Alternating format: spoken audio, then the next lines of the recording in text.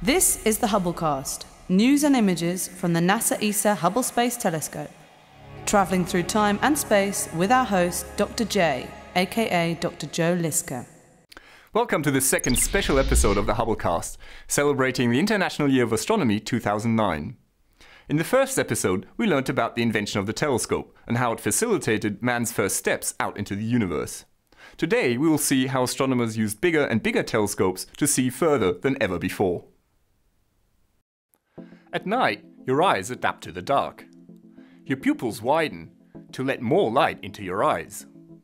As a result, you can see dimmer objects and fainter stars.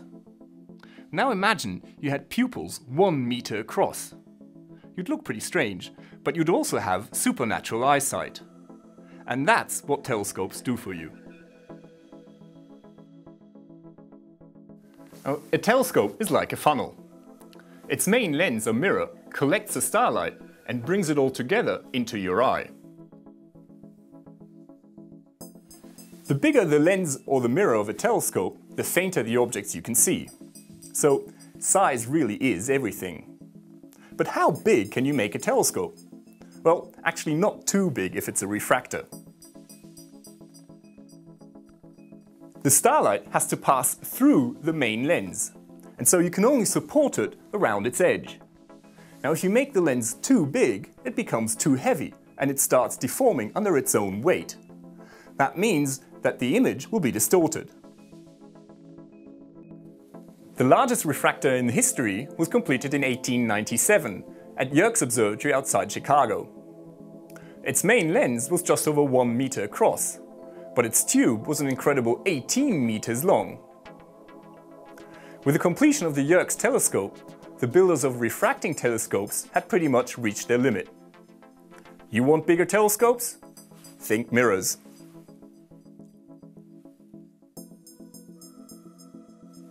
In a reflecting telescope, the starlight bounces off a mirror instead of passing through a lens.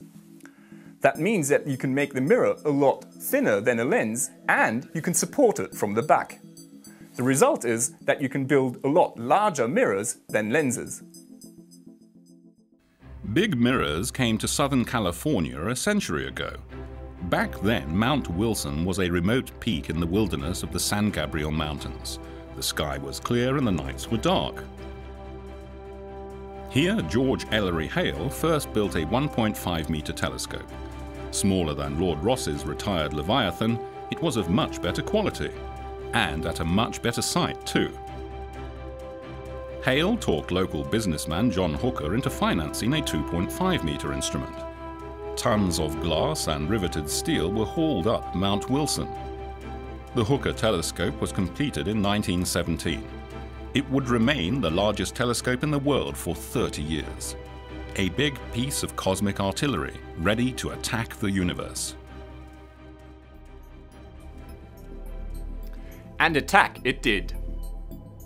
Along with the incredible size of the new telescope came transformations in the way the image was viewed. Astronomers no longer peered through the eyepiece of the new giant, but instead collected the light on photographic plates for hours on end. Never before had anyone peered so far into the cosmos. Spiral nebulae turned out to be brimming with individual stars. Could they be sprawling stellar systems like our own Milky Way? In the Andromeda Nebula, Edwin Hubble discovered a particular type of star that changes its brightness with clock-like precision. From his observations, Hubble was able to deduce the distance to Andromeda. Almost 1 million light-years. Spiral nebulae, like Andromeda, were clearly individual galaxies in their own right. But that wasn't the only incredible thing. Most of these galaxies were found to be moving away from the Milky Way. At Mount Wilson, Hubble discovered that the nearby galaxies were receding at small velocities, whereas the distant galaxies were moving away at a much faster pace. The conclusion? The universe was expanding. The Hooker telescope had given scientists the most profound astronomical discovery of the 20th century. Thanks to the telescope, we have traced the history of the universe. A little less than 14 billion years ago, the universe was born in a huge explosion of time and space, matter and energy called the Big Bang. Tiny quantum ripples grew into dense patches in the primordial brew. From these, galaxies condensed. A stunning variety of sizes and shapes. Nuclear fusion in the cores of stars produced new atoms: carbon, oxygen, iron, gold.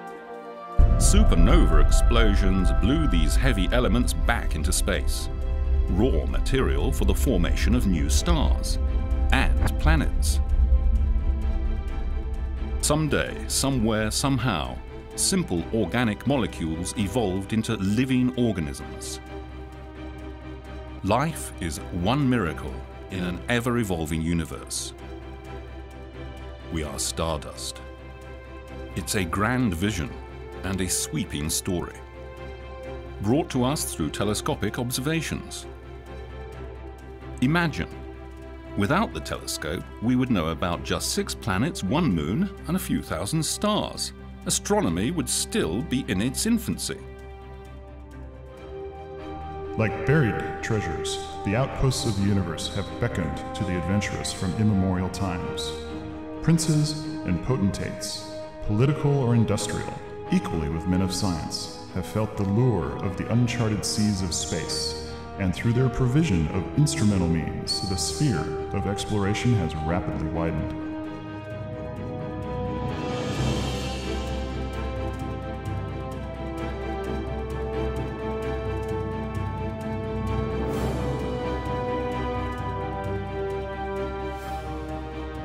George Ellery Hale had one final dream: to build a telescope twice as large as the previous record holder. Meet the grand old lady of 20th century astronomy, the 5-metre Hale Telescope at Palomar Mountain. Over 500 tons of moving weight, yet so precisely balanced that it moves as gracefully as a ballerina. Its 40-ton mirror reveals stars 40 million times fainter than the eye can see. Completed in 1948, the Hale Telescope gave us unsurpassed views of planets, star clusters, nebulae and galaxies.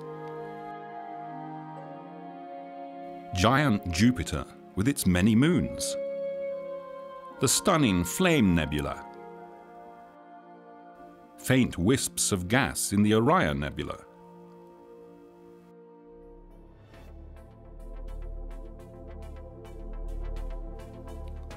But could we go bigger still? Well, Soviet astronomers tried in the late 1970s. High up in the Caucasus Mountains, they built the Bolshoi telescope Azimutalny, sporting a primary mirror 6 meters in diameter. But it never really lived up to its expectations. It was simply too big, too expensive, and too difficult. So did telescope builders have to give up at that point? Did they have to bury their dreams of even bigger instruments? Had the history of the telescope come to a premature end? Well, of course not. Today we have 10-meter telescopes in operation, and even bigger ones are on the drawing board. What was the solution? New technologies. Thank you for joining me in the second episode of the special series. Next time we will see how advancing technology revolutionized astronomy. This is Dr. J signing off for the Hubblecast. Once again, nature has surprised us beyond our wildest imagination.